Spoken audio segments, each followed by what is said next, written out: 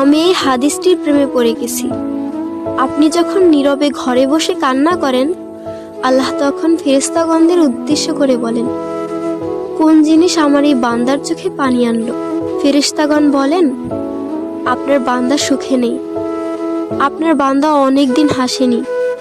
এই বলে ফেরেশতাগণ কান্না করতে থাকেন এবং আল্লাহকে বলেন, হে আমার রব, আপনি জানেন আপনার এই বান্দার হৃদয়ে কি রয়েছে, অতএব আপনি তার জন্য সবকিছু সহজ করে দিন।